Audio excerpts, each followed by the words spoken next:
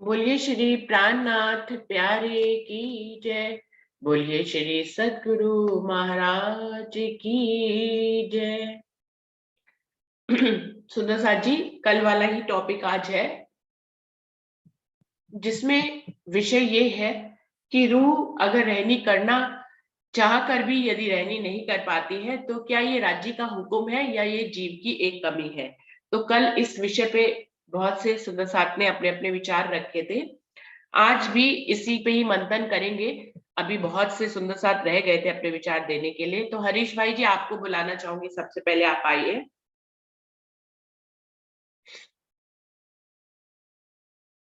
हरीश भाई जी। हाँ, प्रणाम जी दीदी। प्रणाम जी, प्रणाम जी। आवाज आ रही है ना? हाँ हाँ।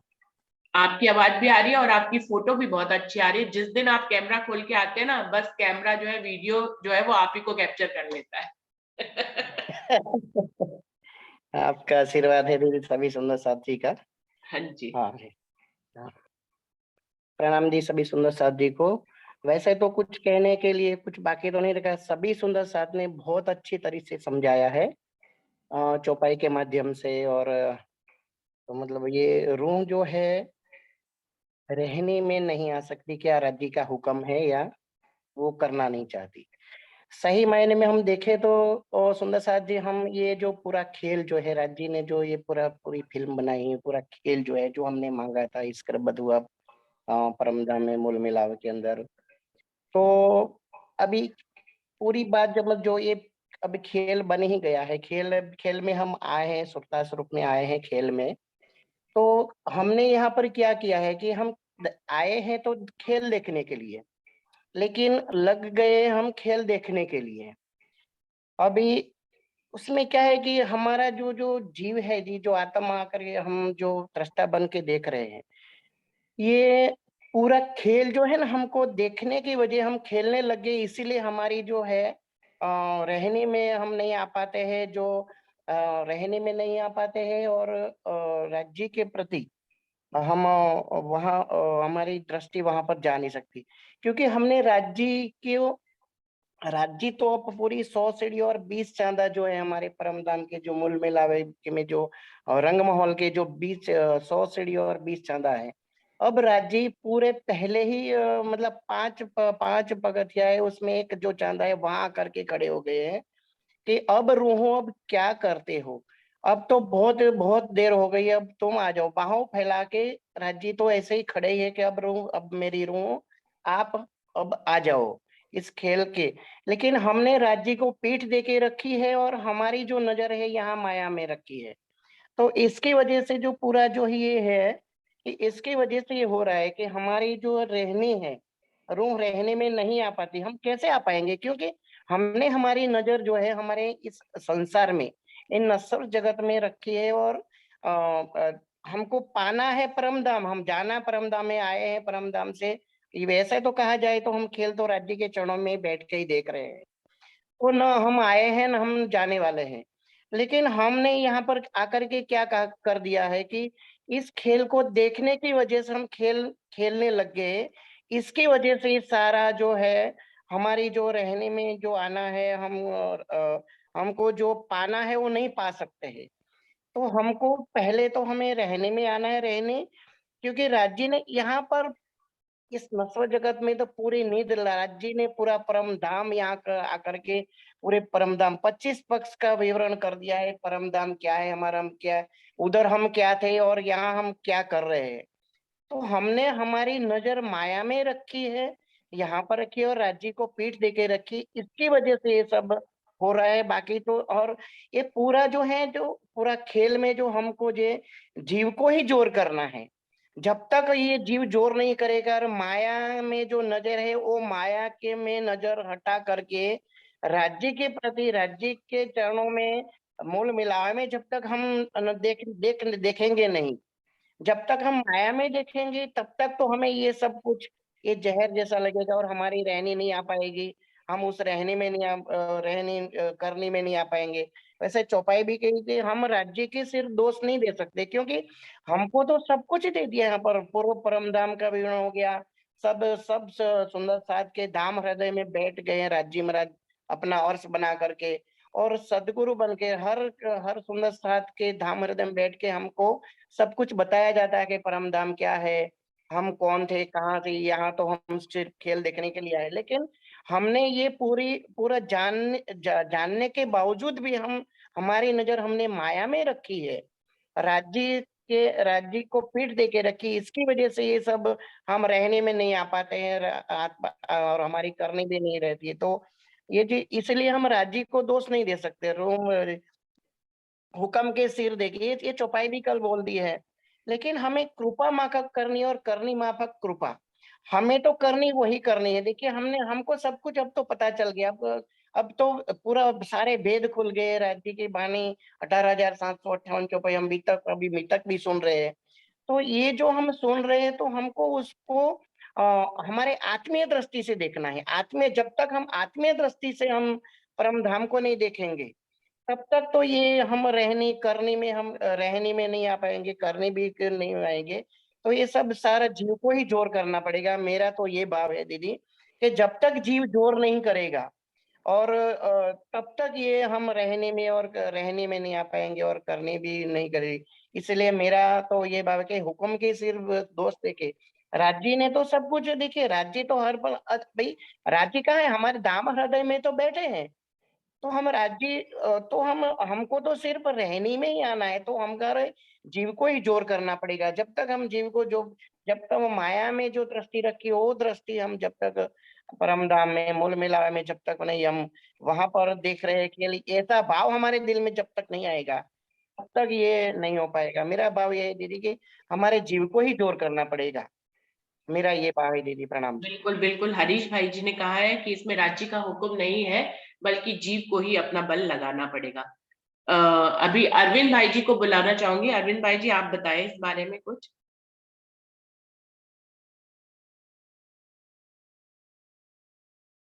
अरविंद भाई जी।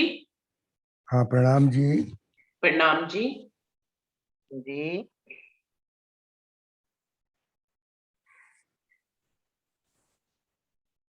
प्रणाम। प्रणाम जी। हाँ जी, आप बताइए। सबसे पहले परमात्मा और आत्मा दोनों एक ही है, अलग नहीं है। ये बात हमारे मन में हमेशा रहनी चाहिए कि हम ही तो परमात्मा के अनंत अनंत लीला स्वरूप है। परम धाम में सत्य अक्षरातीत ब्रह्म है, आनंद अंग श्यामा जी वो भी सत्य है, हम सुंदर साथ भी सत्य है, अक्षर ब्रह्म भी सत्य है। सत्य में शंका की कोई गुंजाइश नहीं होती, और सत्य में जो आत्माएं अपने आप को परमात्मा से या सत्य स्थान से अपने आप को अलग समझती है, तो उनको फिर प्रत्येक वस्तु में हर स्थिति में कमी महसूस होती है। ये कमी महसूस तब तक होती रहेगी जब तक हम अपने आप को अद्वैत स्वरूप में ले नहीं आते, तब तक के। और जब अद्वैत स्वरूप में हम आ जाते हैं, तो फिर तो किसी बात की कोई कमी नहीं है कि जो स्वरूप अक्षरातीत ब्रह्म का सच्चिदानंद स्वरूप है, वही सच्चिदानंद स्वरूप श्यामा जी का है, वही सच्चिदानंद स्वरूप हम सब सुंदर साथ का है, और वही सच्चिदानंद स्वरूप इस खेल में भी हम क्षण क्षण में पल पल में अनुभव करते हैं। इसलिए हमें अपने आप में किसी प्रकार की कमी महसूस न करके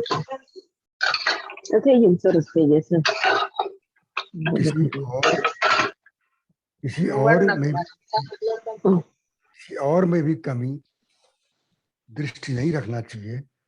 ये केवल तारतम्य दृष्टि और अद्वैत स्वरूप में जागृत होने के बाद ही आती है। तो हमें अपने आप को इसी प्रकार से जागृत होकर के देखेंगे, तो मैं नहीं समझता कि हमारे में कोई या किसी और में हमें कोई कमी नजर आएगी। ये कमी नहीं है, जो कुछ हो रहा है ये हमारी ही आनंद लीला का एक भाग है, जिसको हम शब्दों में आज कमी कह रहे हैं। मैं उसको आनंद की लीला कह रहा हूँ, इसलिए मैं ना अपने आप में कमी मानता हूँ, न राज्य के देने में कोई कमी है, और उनका हुक्म जो है वो हुक्म ही तो उनकी इच्छा है।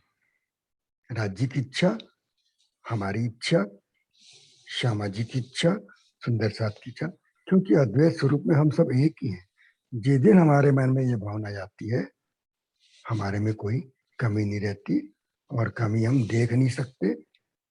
सामने विरोध का स्वरूप जो है वो भी हमारा है, सामने समर्थक स्वरूप है वो भी हमारा है। जिस दिन इस भाव में आ जाते हैं हम, अद्वैत भाव में, तो फिर हम तुम एक वतन के, अपनी रूह नहीं दोए, ये भावना आ जाती है। बस यही कहना है मेरा सुंदर साथ जी से, कि हम इस भाव में आने का प्रयत्न करें। मेरे ख्याल से तो हम सब एक हैं, एक थे, एक हैं और एक रहेंगे। परमात्मा को मिला करके हम सब एक हैं। बस परम धाम में हम एक और हमारे सब एक, और हम परम धाम में हैं, इसीलिए इतने डंके की चोट से और दावे की चोट से ये बातें हम कर लेते हैं। प्रणाम जी सुंदर साथ जी। प्रणाम जी। जो अरविंद भाई ने कहा है उसमें किसी को अगर अरविंद भाई जी से कुछ पूछना है तो वो पूछ सकते हैं, नहीं तो अनीता दीदी ने अपना माइक खोला है। दीदी आप कुछ कहना चाहेंगे इस टॉपिक पे? अनीता दीदी। नहीं, प्रणाम। गोकुल क्या हो रहा? अच्छा, बहुत चलिए। अच्छे से बता रही हूँ। प्रणाम जी अनीता दीदी। नरेश भाई जी आपको बुलाना चाहूंगी, आप कुछ कहना चाहेंगे? दीदी प्रणाम जी, सभी सुंदर साथ को प्रणाम। प्रणाम जी। जैसे कि अभी दादा सखी अरविंद भाई जी ने जो बताया कि हम परम धाम में बैठ के ये खेल देख रहे हैं, और ये सारा जो संसार है और ये जो भी खेल हो रहा है वो हमारे ही ध्यान में हो रहा है, क्योंकि हम तो परम धाम में बैठ के ये खेल देख रहे हैं, तो हमारे ध्यान में ये खेल का स्वरूप हो रहा है। और ये भी राज्य के हुक्म से के राज्य की लीला लीला करने का ये जो हुक्म है, वो हुक्म से ही ये सब हो रहा है। तो कहने का मतलब है कि हम राज्य महाराज के हुक्म से ही ये खेल देख रहे हैं, और सारा का सारा हम खेल देख रहे हैं। कहने का मतलब कि हम दो दो चीज हमारे दिल में, हमारे ध्यान में ले रहे हैं। हम हमारे खेल में को भी ध्यान में ले रहे हैं और परम धाम को भी ध्यान में ले रहे हैं। लेकिन हम परम धाम में तो बैठे हैं और राज्य महाराज के श्री चरणों में बैठ के ये खेल देख रहे हैं। जब हम द्वैत भाव में आ जाते हैं कि हम अपने आप को संसार में देख रहे होते हैं, तो हमको ये सब भाव आ जाता है कि हम रहनी में नहीं है, हमारा जीव क्या करता है, हम जागृत होगे कि नहीं होगे, हम परम धाम की आत्म है या नहीं है। ये सब शक वाली बात जो होती है, तो उसमें ये शक द्वैत में आ जाता है। लेकिन हम अद्वैत की बातों से देखें, हम परम धाम की ओर से देखें कि हम परम धाम में ही बैठे हैं, परम धाम में बैठ के खेल देख रहे हैं, और जो हुक्म है वो राज्य महाराज की इच्छा ही है, और उनकी इच्छा से ही सब कुछ होता है। तो परम धाम में अद्वैत के अंदर देखा जाए तो श्यामा जी भी राज्य है, राज्य भी श्यामा जी सखिया सब अंग राज्य के ही अंग है। तो ब्रह्मात्माएं भी राज्य ही है, और राज्य ही अपने ध्यान में ये सब देख रहे हैं। कहने का मतलब मेरा यही है कि हम परम धाम में बैठ के खेल को देखें, हमारी आत्म दृष्टि से हम खेल को देखें, तो मेरे ख्याल से ये जो पूरा जो हम शौक लाते हैं कि हम परम धाम में है या नहीं है, तो और हमारी रहनी है या नहीं, ये जीव कितना क्या करेगा, तो ये सब राज्य महाराज के हुक्म से ही सब कुछ होता है। राज्य महाराज के हुक्म से ही ये सब लीला होती है और ये राज्य महाराज का हुक्म ही राज्य महाराज की इच्छा है। ऐसा मेरा भाव है दीदी। प्रणाम जी। प्रणाम जी। आज ज्योत्सना बहन आई है। ज्योत्सना बहन, आप इस टॉपिक पे कुछ अपना अपने शब्दों में कहेंगी? ज्योत्सना बहन।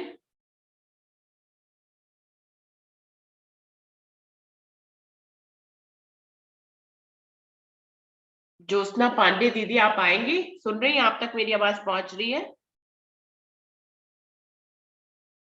उन तक मेरी आवाज नहीं पहुंच रही। मुकेश दीदी, आप कुछ बोलेंगे इस बारे में?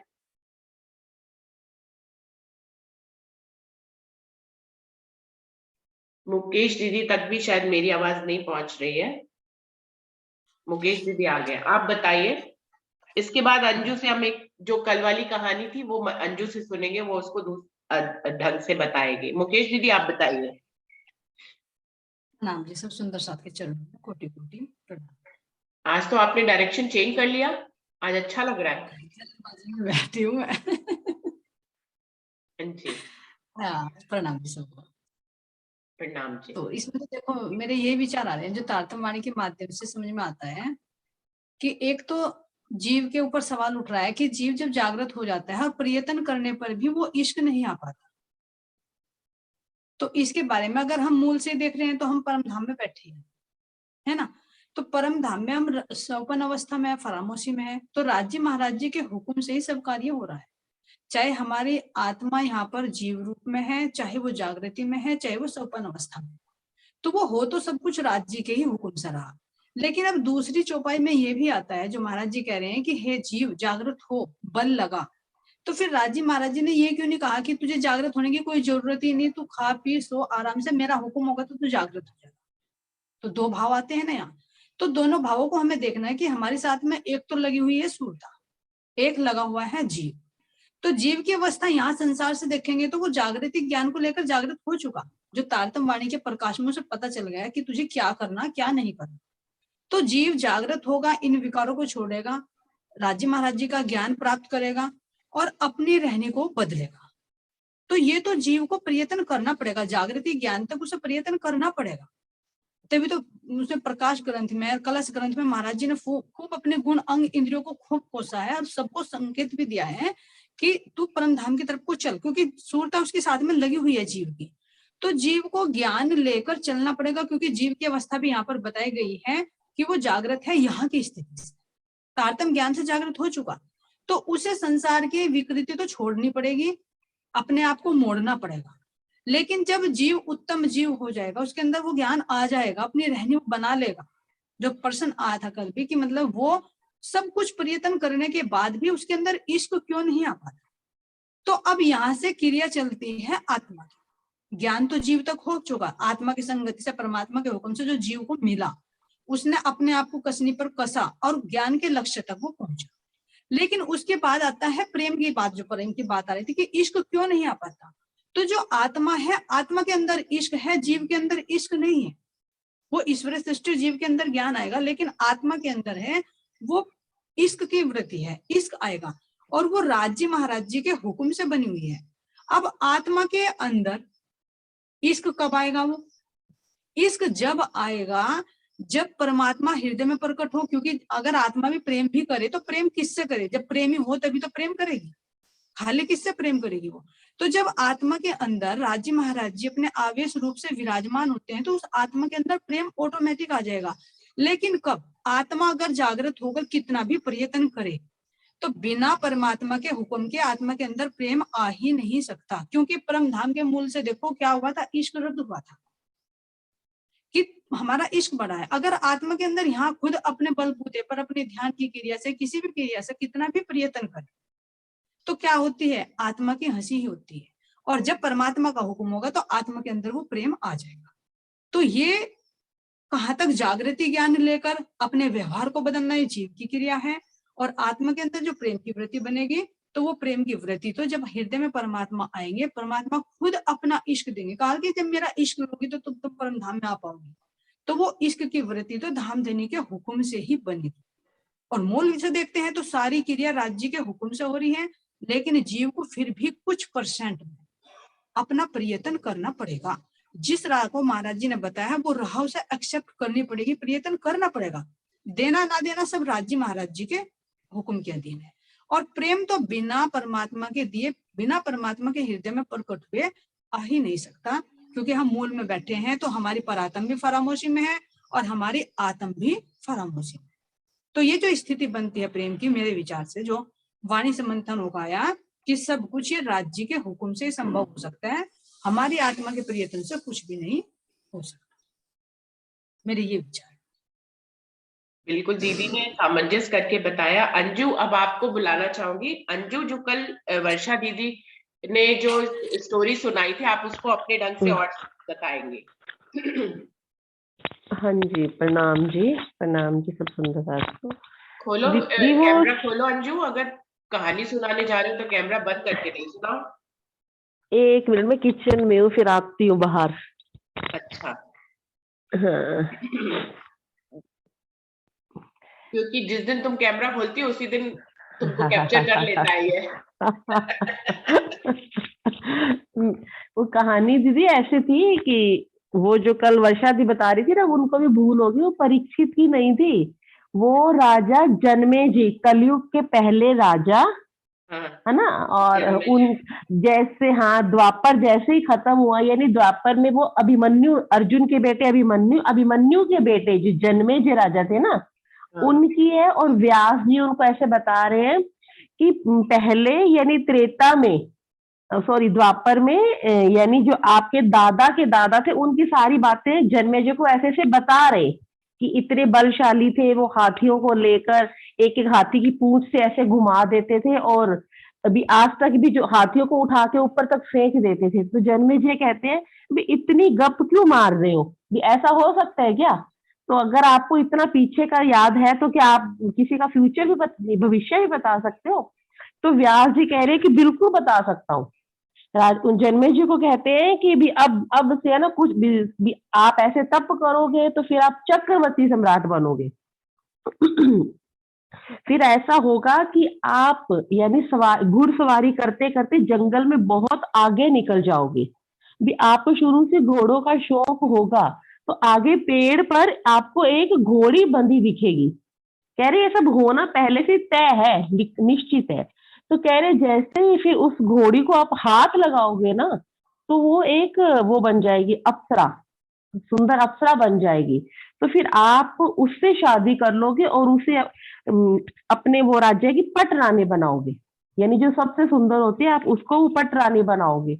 और फिर अगर ऐसा होता है कि चक्रवर्ती सम्राट को यानी 1000 ब्राह्मणों को भोजन करवाने का भी ऐसा कुछ निषेध है, तो कह रहे वो भी होगा। और कह रहे खाना परोसते समय ये भी नियम है कि जिसने जो चीज ले रखी होती है ना, तो ये ऐसी बात भी है, कह रहे चाहे रतनपुरी हो या सरसावा कहीं पर भी हो ना, तो अगर मान लो वो चावल बांट रहे हैं तो वो चावल ही बांटते हैं, दूसरी चीज नहीं लेते, ऐसा नियम भी, यानी अनुशासन समझ लो, ऐसा है। तो कह रहे ऐसे करते तो आपकी जो रानी होगी वो भी जब सब, और ये नियम है कि घर के सब परोसेंगे, तो और जो आपकी रानी का हर पल श्रृंगार बदलता चला जाएगा, हर एक मिनट में उनका श्रृंगार बदलता जाएगा। तो सारे ब्राह्मण सोचेंगे इतनी कितनी रानी है, भी हर एक मिनट में श्रृंगार बदल जाता है। तो उनकी रानियों की उनकी परीक्षा लेने के लिए क्या करेंगे, खीर का छींटा उसके पैर के नाखून पे डाल देंगे, ठीक है। तो और फिर 2 मिनट बाद देखते हैं तो फिर श्रृंगार बदल जाता है। तो सारे ब्राह्मणों को लगता है कि नहीं, राजा ने तो हमारे साथ छल की है, भी हमारा अपमान है, तो इसलिए वो सब भोजन से उठ जाते हैं। तो वो सारे इनको श्राप देते हैं जन्मेजय राजा को कि भी तुमने हमारा अपने राज्य में बुलाकर, भोजन पर बुलाकर हमारा अपमान किया, इसलिए हम तुम्हें श्राप देते हैं कि तू 7 जन्म कोढ़ी हो जा, कोढ़ी हो जाएंगे आप। तो वो इतने वो करे, और ऐसे वो अभी तो व्यास जी बता रहे होते हैं, तो वो कह रहे अरे नहीं नहीं, मेरे को नहीं चक्रवर्ती सम्राट नहीं बनना भाई, मुझे तो यही ठीक है। कह रहे तेरे कहने से क्या होगा, जो होना निश्चित लिखा है वो तो होएगा ही। तो कह रहे हैं कि और हर जन्म में, 700 जन्म में तू कोढ़ी ही बनेगा। कह रहे कोढ़ एक ऐसा रोग है जो हर बार कोढ़ ही होता है। तो कह रहे हैं कि सातों जन्म में तू कोढ़ी बनेगा, और यानी तेरा जन्म तो ये कलयुग में हुआ है, यानी 7 जन्म पूरे करते करते 28वां कलयुग आ जाएगा।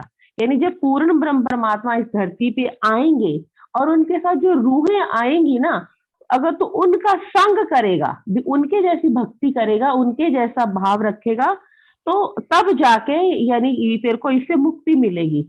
तो फिर मेरे मन में ये बात भी आ रही थी कि हालांकि वो ब्रह्म सृष्टि तो थी नहीं, तो जन्मे जरा जा तो, लेकिन बात वो ये है ना, जिन जीव ऐसी चुपाई आती है ना, जिन जीवे की संग ताए मेलो ना करूं भंग। तो यानी बात ये ऐसे थी कि वो यही कह रहे हैं कि जो होना लिखा है कि कोई कारण बन जाएगा, ठीक है, लेकिन तेरे को कोड तो होगा ही होगा, और वो 7 जन्मों में इस चीज की मुक्ति होगी। ये ऐसे चीजें नाम जी। और मेरा मतलब ये भी नहीं था कि सब गलत बता रहे, वो नाम का कंफ्यूजन रह गया था ना, परीक्षित और सुखदेव की बात नहीं थी। हाँ, और ये कलयुग की इसलिए उन्होंने महिमा बताई कि 28वें कलयुग में पूर्ण ब्रह्म आने वाले थे, ऐसा कह रहे थे। इसको बताने के लिए ही उन्होंने ये सारी कहानी सुनाई। हाँ बिल्कुल। और कोई सुंदर साथ इस विषय पे अपने कोई विचार रखना चाहें? ज्योत्सना बहन, मैंने आपको बुलाया था, शायद उस समय आपने मेरी आवाज नहीं सुनी, आप आना चाहेंगी? ज्योत्सना दीदी, आपको मेरी आवाज सुनाई दे रही है? नहीं सुनाई दे रही है। कुछ सुंदर साथ है, जामिनी सुंदर साथ है के नाम से ज्वाइन हुए हैं। आप सुंदर साथ प्रणाम करने आए, चाहे तो हम लोग दर्शन करना चाहेंगे आपके। जामिनी जी और धर्मा 6A के नाम से ज्वाइन हुए हैं, और तनीषा के नाम से सुंदर साथ ज्वाइन हुए हैं। आप सुंदर साथ आएंगे प्रणाम करने के लिए? तनीषा जी। रुचि दीदी वो मेरे मम्मी है, उनसे बोला नहीं जाएगा। अच्छा, तनीषा के नाम से आपकी मम्मी है? हाँ जी जी, चलिए ठीक है। और धर्मा 6A के नाम से हैं और जामिनी के नाम से है सुंदर साथ जी। चलिए कोई बात नहीं, अभी जब सुंदर साथ का वक्त होगा तो वो आ सकते हैं। कोई सुंदर साथ, धर्मा जी, हाँ जी, आप प्रणाम करें। आप प्रणाम दीदी जी। प्रणाम बस जी। प्रणाम करना चाहूंगी। कुछ बोलना नहीं चाहेंगी? नहीं, मैं रोटी बना रही हूँ अभी।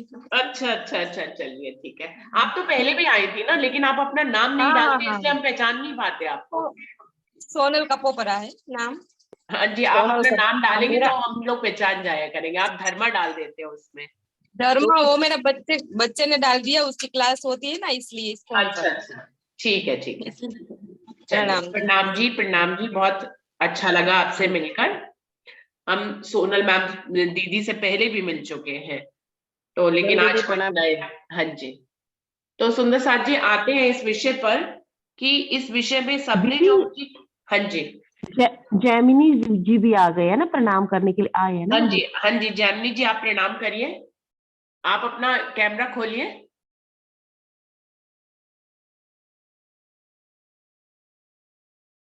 जैमिनी जी। हेलो, कैमरा खुला है मेरा? हाँ खुला है, लेकिन हाँ जी, प्रणाम जी सुंदर साथ जी। प्रणाम जी, प्रणाम जी। कहाँ से हैं आप? आपका नाम जैमिनी है? हाँ, वाघोड़िया से। ये वो कहाँ बड़ोदरा पड़ रहा है? आश्रम है, निजानंद आश्रम। अच्छा अच्छा निजानंद अच्छा। आश्रम है बड़ोदरा में, हाँ जी उसके हाँ जी। बाजू में वाघोड़िया गाँव। अच्छा अच्छा, आपका नाम जैमिनी है? हाँ जी, बहुत अच्छा लगा आपसे मिलकर। और आज का जो आप ज्वाइन होती है, मैंने 1-2 बार पहले भी देखा था कि आप इस नाम से ना, ज्वाइन वो हुए थे। मीनू दीदी वाली मीटिंग चलती है ना, उसमें उसके बाद ये ज्वाइन करते हैं। अच्छा वो अच्छा। 7 बजे खत्म होती है। हाँ हाँ हाँ, तब 7 बजे के बाद हाँ, आप वो इधर आते 7:30 हैं। बजे। हाँ, वो आपका आधा घंटे का टाइम मिलता है। हाँ जी हाँ जी। तो जैमिनी जी, आप इस विषय पे कुछ कहना चाहेंगे जो आज टॉपिक चल रहा है? आज तो मैंने अभी 2 मिनट पहले ही ज्वाइन किया ना। अच्छा ठीक है पता नहीं है वो तो आपकी जी। कौन सी बात हुई। शाम जैमिनी को जी, कितने बजे बैठते हैं आप? हमारा तो 6:10 पे शुरू होता है, फिर 7:30 खत्म होता है। नहीं, वो शाम को। शाम को नहीं होता है। नहीं, अभी सुबह में ही खाली। हाँ, सुबह में ही रहता अच्छा, है। वो 7 बजे वो के बाद अटेंड कर लूंगी। हाँ जी वो ठीक मीनू है। दीदी वाली खत्म हो जाएगी ना जूम हाँ मीटिंग, जी हाँ जी वो हाँ जी। 7 बजे के बाद। हाँ, आधा घंटे का मिल जाएगा। और आप अगर हमारे ग्रुप से जुड़ना चाहें तो आप अपना नंबर दे दें, जिससे कि आपको टॉपिक पहले से पता हो, आप उस पर बोल सके। तो टॉपिक हाँ, हम वो लोग। मैं चैट में लिख के देती हूँ। हाँ जी, हाँ, इसके वो जब चैट में कमेंट लिख के है देती हूँ। उसमें लिख दीजिएगा जैमिनी जी, आप अपना नाम डाल के। हाँ आप हाँ। जब इसके YouTube चैनल पे जाएंगी ना, तो उसके कमेंट में लिख दीजिएगा अपना नंबर। ओके।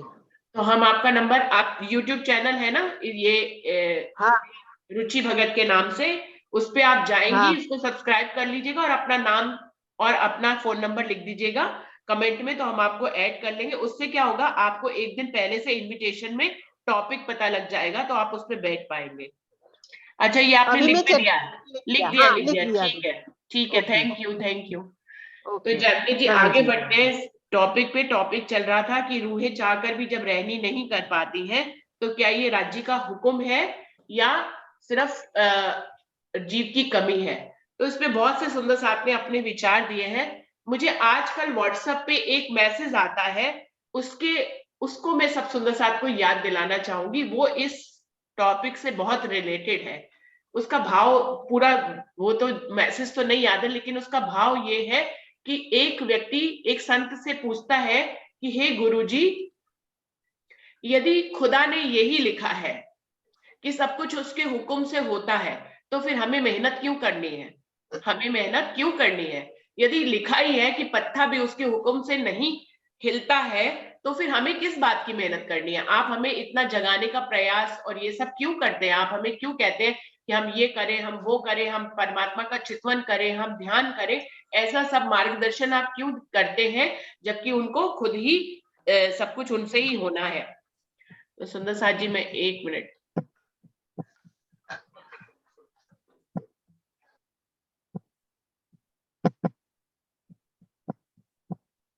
तो वो जवाब में कहते हैं कि क्या मालूम तुम्हारे लिए जो हुक्म किया हो, उसमें ये हुक्म हो कि तुम कुछ करोगे तभी तुम्हें कुछ मिलेगा। तुम कुछ करोगे तभी तुम्हें कुछ मिलेगा। हुक्म में अगर यही लिखा है तो फिर तो तुम्हें करना ही पड़ेगा ना। तो इस बात में मुझे लगता है सारी बात आ जाती है कि हमें भी यही पता है कि सब कुछ हुक्म है। ये तो बिल्कुल सत्य है कि सब कुछ हुक्म ही है, हुक्म ही सब कुछ करता है। लेकिन अगर हुक्म में यही लिखा हुआ है कि रूहों को कसनी करनी ही पड़ेगी, रूहों को रहनी करनी ही पड़ेगी, तभी वो इश्क तक पहुंचेंगे। हुक्म में ही ऐसा लिखा हुआ है पहले से। धनी ने अपनी इच्छा में भी यही कर लिया है कि 1 मिनट।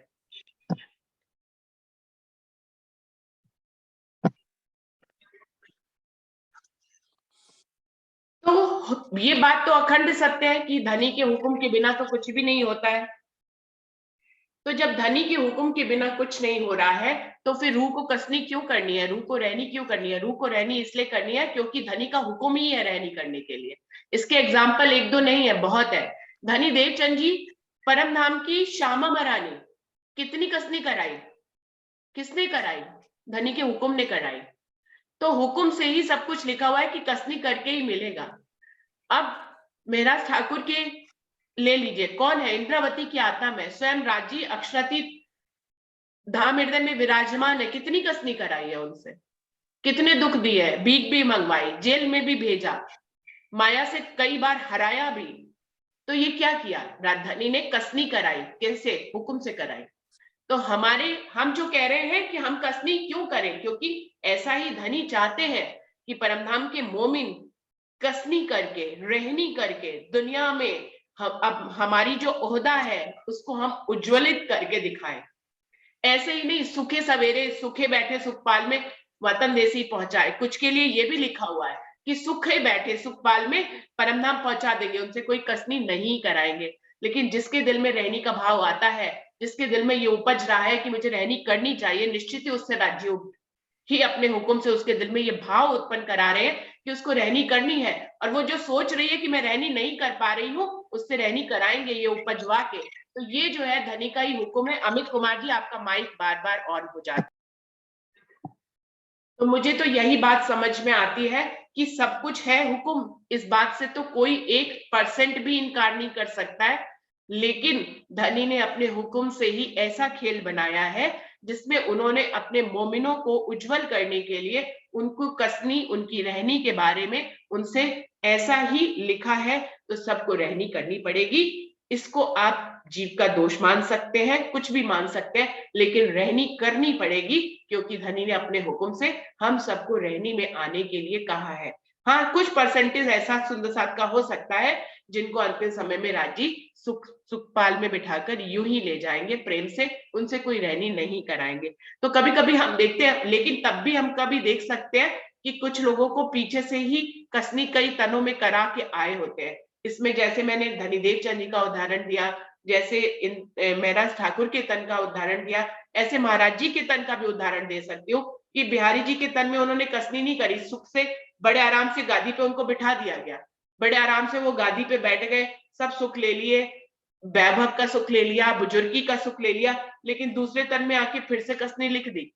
तो कसनी करी रतन बाई की आत्म जिस जीव पे बैठी, तो महाराज जी के झंडू दत्त जी के जीव में आकर जब वो बैठी तो उससे कसनी कराई गई। तो जिसके लिए कसनी का हुक्म कर दिया है सुंदर साथ जी, वो उसको कसनी करनी ही पड़ेगी। विचार उसके दिल में उमड़ घुमड़ कैसे भी करवाए कि मैं कर नहीं पाती हूँ, मैं कर नहीं पाती हूँ, लेकिन यही विचार उत्पन्न करा करा के ही उसको एक दिन कसनी पे चला देंगे धनी। तो मेरा तो ये भाव है कि सब कुछ होता तो हुक्म है, लेकिन करना सबको पड़ेगा। जिसके ऊपर धनी ने ऐसा हुक्म पारित किया है तो उसको कसनी करनी ही पड़ेगी। इस कसनी से ना तो धनी देवचंद जी बच पाए, इस कसनी से ना तो इंद्रावती बच पाई, इस कसनी से अगर झंडू दत्त जी नहीं बच पाए तो हम सब कैसे बच पाएंगे। हम परमधाम की आत्माएं होते हुए भी ईर्ष्या देश करती रहे, कोई रहनी ना करे, तो ये तो हम उनके आत्मसम्मान को ही गिरा देंगे। हमें उनकी गरिमा, अगर उनका दावा लेना है, परमधाम की रूह का दावा अगर हमने लिया है, जैसा कि जुगलदास जी ने कहा है, पहली सीढ़ी हमें यहीं से चढ़नी है, तो कसनी से फिर पीछे नहीं हटना है, रहनी से पीछे नहीं हटना। मन में बुरे विचार आए, गलत भाव आए, हमें अपनी ज्ञान से उसको बार बार हटाना है और रहनी की तरफ रहनी करके दिखानी है, जिसमें अंतिम संदेश यही रहेगा कि किसी से भी कुछ भी ना सोचकर परमधाम के इस खेल को समझते हुए, धनी के हुक्म को समझते हुए हमें सभी से प्रेम करना है। जो अरविंद भाई जी ने कहा है, मैं उसको इस शब्दों में कहना चाहूंगी कि हमें परमधाम की रहनी में ही आना है। हमें यही जानना है कि हम वहीं बैठे परमधाम खेल रहे हैं, देख रहे हैं, लेकिन जो कसनी हमारे हुक्म से हमारे हिस्से में आई है, उस कसनी को तो हमें करना ही पड़ेगा और उसके लिए हमें सबसे प्रेम करना पड़ेगा। प्रेम का जब दावा ले लेंगे, क्योंकि इश्क के बिना परमधाम का दरवाजा खुलेगा नहीं, तो प्रेम तो करना ही पड़ेगा। उसमें हमारा विरोधी स्वरूप हमारा है, ये भी हमें जानना पड़ेगा। हमारा समर्थन वाला स्वरूप भी हमारा है, हमारा विरोधी स्वरूप भी हमारा है, ये हमें समझना होगा और हमें सबसे प्रेम करना पड़ेगा। हम समर्थन वाले से तो प्रेम कर लेते हैं, लेकिन विरोधी वाले को अपना विरोधी ही समझते रहते हैं। यहाँ पर अरविंद भाई जी की बात बिल्कुल सटीक है कि हमें समझना है कि जो विरोधी स्वरूप है वो भी परमधाम का ही स्वरूप है और मुझसे कसनी कराई जाएगी इसी ढंग से कि मैं कैसे इस विरोधी स्वरूप को भी प्रेम कर सकूं और कैसे मैं अपनी आत्म आत्म जो बीच में है, जो दो तरफ से जुड़ी है, एक तरफ से परात्म से और एक तरफ से वो जीव से, तो उसको रहनी और करनी ही पड़ेगी, कसनी भी करनी पड़ेगी। तो ये मेरा भाव है। सुंदर साथ जी, आप बताएं कि निष्कर्ष रूप में ये सब कुछ ठीक निकला है या अभी कल इस पे और मंथन करने की जरूरत है? नहीं, यही सही है। अगर मनचित बुद्ध दृढ़ कर लिया तो पिया तो निराश नहीं करेंगे। अगर आपने सोच लिया तो आपको रज्जी तो उस रहनी पे चला के ही दिखाएंगे, तो वाणी भी कहती हैं। बिल्कुल। कि ये जो चौपाई है ना कि सुखे बैठ सुखपाल में देसी वतन पहुंचाए, तो इससे पहले देखो क्या कंडीशन रखी है कि गुण धनी के याद कर पकड़ पीऊ के पाए, सुखे बैठ सुखपाल में देसी वतन पहुंचाए, तो एक कंडीशन रख दी ना, यानी बिना कसनी के तो कोई, मेरे जो विचार है, बिना कसनी का तो कोई जीव जाएगा ही नहीं, क्योंकि जब देवचंद जी महाराज जी का जीव जो था वो नहीं जा पाया, इंद्रावती का जो जीव था वो